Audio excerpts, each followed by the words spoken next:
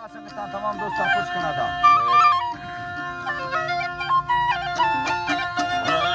अल्लाह साईं आई तारा भला मालक लखे थोरा मंगल खादरा ऐसा तेरा नाम नाच पर सोचे अकुले दादा भक्त में वयो फिदवा हमें झुकीरा अंगरा कारी मा चलगा रोश सरया नाम बादल बरा वयना से संगता फंदरा दोस्त मारा मंदरा गोस्तौला रुतगा यके आमेनगा मट्टा करदना वमा अशकोना गोशवा दिल बरा दस